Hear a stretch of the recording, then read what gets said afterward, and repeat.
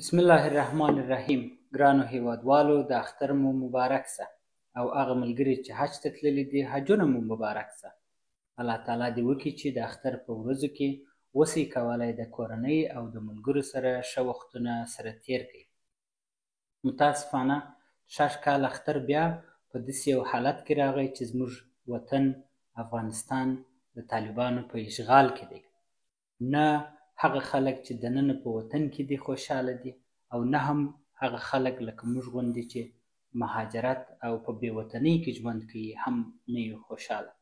خو بیا هم د اختر د مبارکې ورځ د راتلو په خاطر زما خواهش دا دی چې خدای دې وکړي چې د دې وخت او وس پیدا کړي افغانان چې وسي کولی یو څو ورځې په خوشحالۍ وختونه سره تیر کړي. زموږ وطن په تیر 4 کاله کې ډېر شدید تر ضربو او تعرضو او تر ظلم لاندې دی. دغه د طاغوت لښکر چې افغانستان خپل په اشغال کې نیولی دی د بیګانه جاسوسان او طاغوت دی چې د الله تعالی د احکامو پر ضد د افغانانو پر ضد او د اسلامي احکامو پر ضد باندې طغیان او بغاوت کړی دی. خپله شخصا ملا هیبت الله دغه طالبانو رهبر یو ظالم دی، یو جاسوس دی او یو طاغوت دی.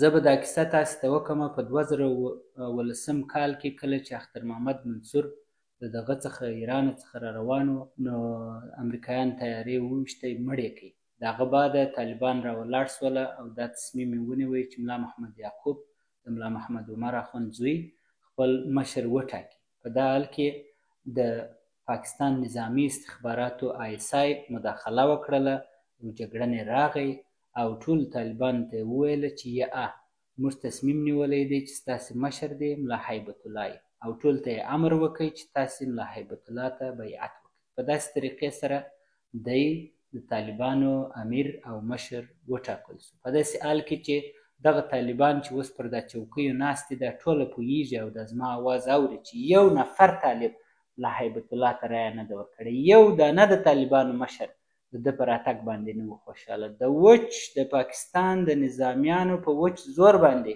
راغی او د طالبانو مشر شو. هغه وخت چې دی رالی افغانستان ته او خپل د اشغالګر لښکر سره یې زموږ وطن تر پښو لاندې کوي، اوس یې دغه ته لاس وراچولی دی چې د الله تعالی د احکامو پر ضد باندې لیکنې وکړي، فرمانونه ورکړي، حکمونه وکړي او د خلکو پر غاړو باندې خپل پښې او چړې کښېږدي. دا طغیان دی، دا بغاوت دی، دا الله تعالی نه خوښوي او دا د الله تعالی سره براله دښمني ده. په داسې حالت کې الله تعالی پر ټولو افغانانو پر ټولو مسلمانانو باندې داسې حکم کوي چې په قرآن عظیم شان کې وما لكم لا تقاتلون في سبيل الله والمستضعفين من الرجال والنساء والولدان الذين يقولون ربنا أخرجنا من هذه القرية ظالم أهلها وأجعل لنا من دونك وليا وأجعل لنا من دونك نصيرا. خدای تعالی وایي چې تاسې ولې د الله په نامه او د هغو نارینهو د هغو ښځو او د هغو کوچنیانو په نامه چې د ظالمانو د خوا څخه ضعیف سوي وه مبارزه ونه کړله. هغه خلک چې بار بار یې ویل چې خدایه موږ د دې ښاره څخه وباسې په خاطر د دې چې د دې ښار خلک ظالمان دي او خدایه ته خپل د خوا موږ ته یو مشر را وټاکه او خدایه ته خپل د خوا زموږ سره کومک وکړه.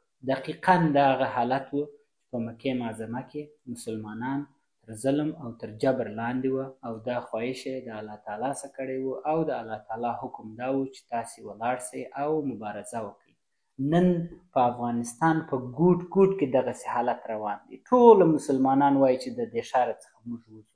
ټول افغانان د فرار په حالت کې دي. 8 میلیونه افغانان فرار کړی، خپل د ښاره څخه وتلي. بعضې بیخي کلیساو ته پناه وړی ده، بعضې بیخي هندوانو ته ورغلي، بعضې چینایانو ته ورغلي دي او دا په آینده نسلو کې امکان لري چې د اسلام د دایرې څخه ووځي او د دې ټوله مسؤلیت او د دې ټوله ګناه به د ملا هیبت الله پر غاړه وي.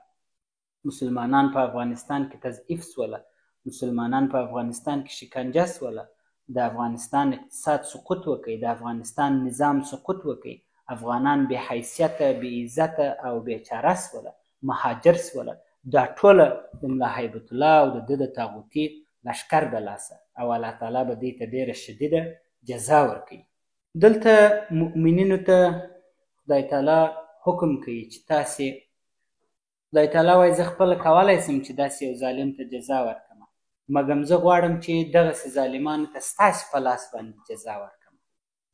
او دلته داسې حکم کړی دی په قرآن عظیم شان کې چې قاتلهم يعذب الله بأيديكم ويخزهم وينصركم عليهم ويشفي صدور قوما مؤمنا. وای مقابله ورسره وکړئ د دغسې خلکو سره، جنګ ورسره وکړئ تر څو چې دوی ستاسې په لاس باندې عذاب سي او ستاسې په لاسو باندې رسوا سي او ستاسې په لاسو باندې نور مؤمنین شفا پیدا کړي او زړونه یې آرام سي. زه د ملا هیبت الله زوال او سقوط وینم. زه وینم چې دا خلک راولاړېږي، دغه د طالبانو نظام نړوي او دغه ملا هیبت الله به مخ په پاکستان باندې په موټرانو کې تښتي. دی به نو پر دا بولدک څنګه تېرېږي، پر دا څوکزو باندې دا ظلمونه چې ده وکړله والله ویلا که تېر سي.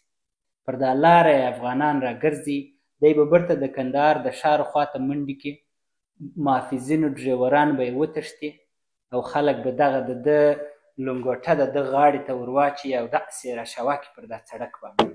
رکشا والا به یې تر ژره کشي، دکاندار به یې تر پښو کشي او کندهاری ځوان به دی په دا خوله کې په دا سوک ووایي چې غاښونه یې ور مات کړي. په دې حالت کې به دی چیغې ووایي چې ما وبخښئ، ما اشتباه کړې ده. او هغه وخت به ډېر ناوخت وي، کله چې دی په وینو کې لپتکې وي او سترګې یې پټې لاره نه ویني، د افغانانو د کندهاریانو ځوانان تر دا پښو داسې په دا خاورو خټو په وینو کې لاندې، هغه وخت به بیا دی الله تعالی به یې په یاد سي او رب ته به وایي چې یا رب د دې حالت څخه ما وسات. او په هغه حالت کې به الله تعالی پر ده باندې ډېر غضب وي او هیڅ کله به ده ته لاس ورنه کړي، بلکې په دغه دنیا کې به دی په داسې ذلیله مرګ باندې وژل کېږي او په بله دنیا کې به الله تعالی خپله ده ته جزا ورته ورکوي. تر ملا هیبت الله راکښته دغه نورو طالبانو ته وایم، ملا یعقوب اخوند، سراج الدین حقانی، طالب مولوي، صدر ابراهیم، ذاکر قیوم، دغه تاسې خو یو څو کتابونه لوستلي دي، دغه تاسې خو به د یو څو خلکو سره کښېنستلي یاست. تاسې پوهېږئ چې په اسلام کې بت پرستي کفر ده، په اسلام کې ملا پرستي کفر ده، په اسلام کې معبود پرستي کفر ده او دا د الله تعالی نه خوښېږي. او تاسې چې سل کاله عمر وکړئ بیا به د الله تعالی په حضور کې ولاړ یاست، بیا هلته څه شي وایاست؟ تاسې پوهېږئ چې د ملا هیبت الله احکام کفري احکام دي، تاسې پوهېږئ چې د ملا هیبت الله امر او د ده رأی د ده په لاس کې نه ده. هلته پاکستانیان ورته وایي، د آیسای افسران ورته وایي چې ته څه وکړه او څه ونه کړه، او په دې جرم کې تاسې ټول شریکان یاست. راسئ خپل د خلکو سره ودرېږئ، راسئ د حقیقت سره ودرېږئ، راسئ د افغانستان د ازادۍ د مبارزینو سره ودرېږئ. دغه طاغوت را چپه کړئ، دا مه پرېږدئ. دا هم په دنیا کې تاسې ته شر راوړي، هم په آخرت کې به ستاسې غاړې ته داسې زنځیران الله تعالی ور اچولي او د دوزخ خواته به مو کشي. خدای تعالی په قرآن عظیم شان کې په دغه مورد کې دغه اربابي چې روانه ده داسې حکم کوي: ولا يأمركم إن تتخذوا والملائكة والنبيين أربابا أيأمركم بالكفر بعد إذا أنتم مسلمون. خدای تعالی وایي چې تاسې پیغمبران او ملایکې خپل اربابان منیسئ. حتی د الله تعالی حکم دا دی چې پیغمبران او ملایکې لا حق نه لري چې د انسانانو او د خدای د بندګانو اربابان سي. ملا او هیبت الله او دوی خو یې پر ځای باندې پرېږده. خدای تعالی وایي چې آیا دا امکان لري چې اوله زه تاسې مسلمانان کړم چې اسلام ته تسلیم سئ، مسلمانان سئ، زه برته تاسو ته حکم وکړم چې ورسئ اوس کافران سئ، ورسئ په د انسانانو پرستش وکړئ، ورسئ په ملایانو پسې ولاړ سئ، ورسئ په امیرانو پسې ولاړ سئ. قطعا دا کار نه کوي او تاسو خو په دې باندې پوهېږئ که بل هېڅوک په دې باندې نه پوهېږي. متاسفه په دې یم چې بعضې طالبان 30 کاله، 40 کاله، 25 کاله ژوند کړی دی، مسلمانان پاتې سوي دي، اوس د کفر خواته روان دي. دغه هر قدم چې ته د ملا هیبت الله په حکم باندې اخلي، دغه هر مسلمان په غاړه چې لاس یږدي، هر ځوان ته چې ته لاس ورچې، هر ځوان چې په دوره وایې، دغه هر ښځه چې ته په کور نه باسې، دا کفر دی او الله تعالی به تا ته جزا درکړي او په آخرت کې به ته نارې وایې چې دا زما مشر و، ما ته یې داسې ویله. خدای تعالی وایي چې ما تا ته عقل، سترګې او منطق درکړی دی، ولې دې خپل د عقله څخه استفاده ونه کړه؟ ولې دې دا کتاب مخته پروت تا ونه کتی چې څه شي صحیح دی او څه شي نه دی صحیح؟ ملا هیبت الله اله نه دی، معبود دی، بنده دی، یو عاجزه بیچاره سړی دی، یو درواغجن جاسوس، یو ظالم سړی دی او دا هیڅ شی نه دی. دا به داسې راچپه سي. په د افغانستان کې داسې نظامونه ډېر راغلي دي او برته راچپه سوي دي. زما پیام افغان ځوانانو ته دا دی چې تاسې ناهیلي کېږئ مه، تاسې صبر وکئ، حوصله وکئ، خپل تلاش ته ادامه ورکئ، خپل د مبارزې لاره دغسې مخته بوځئ. خدای تعالی بعضې وخت په دنیا کې داسې وخت راولي چې دغه بد و ښه په دنیا کې ګډ دي. بعضې وخت بد رامخته کړي او داسې وضعیت ورته مهیا کړي تر څو چې موږ بد وپېژنو او په دې بد کې بیا ښه وپېژنو چې څوک د دغه بدو پر ضد باندې درېږي او مقابله کوي. خو په آخر کې برته خدای تعالی ښه خلکو ته، عادلو خلکو ته، ازادي خواه خلکو ته او مؤمنو خلکو ته کامیابي په لاس ورکوي. الله تعالی په قرآن عظیم شان کې په دغه موضوع کې چې اوس موږ یو چې نفس تنګه یو، زړونه مو تنګ دي، داسې حکم کوي: او تلك الایام نداولها بین الناس ويعلم الله الذي آمنوا ويتخذوا منكم شهداء والله لا يحب الظالمين.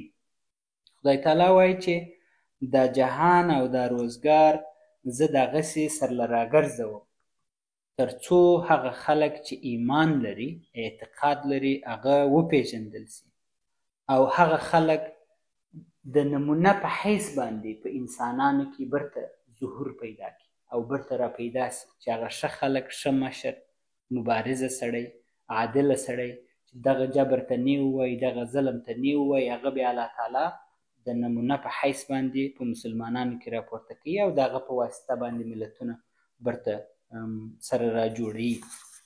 زه مطمئنه یم چې دا ورځ را رسیږي چې افغانستان به آزاد سي، افغانان به خپل عزت ولري، افغانان به خپل کور ولري، افغانان به خپل رایه ولري، خپل ازادي ولري او افغانان په زرهاو کلو مسلمانان پاتې سوي دي، د دې مخ په ایسته به مسلمانان. زموږ مشر به یو جاسوس نه وي، زموږ مشر به یو ظالم نه وي، زموږ مشر به هغه څوک وي چې خپل افغانان یې ومني او خپل په راس کې ورته وټاکي. زما پر خویندو باندې مې دا غږ دی چې هغه خویندې چې په مبارزه کې داخلي دي چې ډېره زیاته مننه، ستاسې مبارزه او مدني فعالیت او سیاسي فعالیت موږ وینو، ډېر مؤثره دی، ډېر ګټور دی. خپل مبارزه ته ادامه ورکړئ، ستړي کېږئ مه، ستړي مه شئ او موږ مو حمایه کوو. لطفا تاسې هم دغه مبارز افغانان چې غواړي سلا د طالب پر ضد باندې واخلي، د دې هم حمایه وکړي. یوازینۍ زموږ لاره دا ده چې د طالب پر ضد باندې سلا واخلو او دغه ستاسې مدني او سیاسي مبارزه تر آخرین ځایه پورې ورسوو او عملي یې کړو.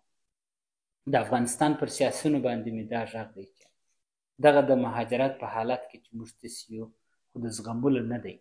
هغه زموږ خلک چې په افغانستان کې دننه دي ټول بندیان دي، تر ستم لاندې دي، تر جبر لاندې دي، تر ظلم لاندې دي. د پاره د هغو، د پاره د خدای، د پاره زموږ خپل د حیثیت او د عزت راځئ سره یو ځای سو، راځئ سره منسجمه سو، راځئ خپل امکانات، خپل روابط، خپل سلاح، خپل پیسې سره ګډ کړو او لکه یو کلک دیوال د طالبانو پر ضد باندې ودرېږو او خپل وطن موږ د دې جبر، د دې اکراه څخه آزاد کړو. په دې کې هم د دنیا فخر شته او هم د آخرت ګټه شته. حداقل که دغه سیاسیون وزیران نسوه، رئیس جمهوران نسوه، والیان نسوه، زه مطمئنه یم 100% کې چې د دغه مهاجرت تر ژوند ژوند په کندهار کې، په هلمند کې، په کابل کې، په پنجشیر کې، په بدخشان کې، په جوزجان کې به 10 چنده بهتره وي، 100 چنده به بهتره وي. نو بنان خواهش مې دا دی چې راځئ دا خپل ژبني، سمتي، حتی مذهبي دغه تفاوتونه چې ډېر کوچني دي، بې ځایه دي، بې مورده دي، یوې خواته پرېږدو، ټوله سره راټول سو، یو ځای سو او خپل وطن آزاد کړو. که کولی سي چې څوک مشرتوب وکړي، مهرباني مشران دې سي، موږ ورپسې یو. که غواړي چې په موږ پسې دي، موږ به یې مشرتوب وکړو، راځئ دې زموږ سره یو ګډ سي. که څوک وایي چې زه بېطرفه یم، په مابینځ کې یم، هغه به په ظالمانو کې حشر کېږي. او زه دا وعده در کوم تاسې ته ټوله چې د افغانستان متحده جبهه، زما ټوله همکاران تلاش کوي، کوښښ کوي، موږ خپل برنامه جوړه کړې، ستراتیژي مو جوړه کړې، ښه رهبري مو رامنځته کړې ده، په دنیا کې مو روابط محکمه کړي دي، مګر هغه اساسات مو اوس هم کم دي تر څو موږ وسو کولی د مقابلې میدان ته داخل سو او د طالبانو رژیم راچپه کړو. خو یوه دروازه نه پرېږدمه چې ویې نه ټکوم چې د یو چا سره د افغانستان رایحل چې یو افغان یو شی لري، زه به هغه ته ورځم او ورته کښېنم به چې راځئ سره یو ځای سو. که څوک پیسې لري، که څوک په ژوند خپله مبارزه کوي، که څوک یې په ژبه کوي، که څوک په قلم کوي، که څوک په هر چي کوي، هر چاته کښېنم. که په دې کې مو رایحل نه کوي پیدا چې دا په دنیا کې یو کتاب وي، په هغه پسې به ګورو، د افغانستان رایحل به پیدا کوو، افغانستان به آزادوو او د افغانستان نسل به، نوی نسل به په افغانستان کې روزل کېږي، په افغانستان کې به غټېږي، افغانستان به یو باحیثیته، باعزته، باوقاره، توانمنده او آزاد مملکت خپل په منطقه کې، او افغانان به بیرون د افغانستان څخه عزت ولري، ویاړ ولري، ظرفیتونه ولري او یو مقتدره اردو به ولري چې په دې پسې به ولاړې. په دې کې زه مطمئنه یم، مګر کار غواړي، تلاش غواړي، صبر غواړي، زغم غواړي او دا کارونه باید ټوله موږ وکړو. زه مطمئنه یم چې دا کار موږ کولی سو. خدای تعالی دې موږ ټولو ته کامیابي، خوشحالي او ازادي په نصیب کړي.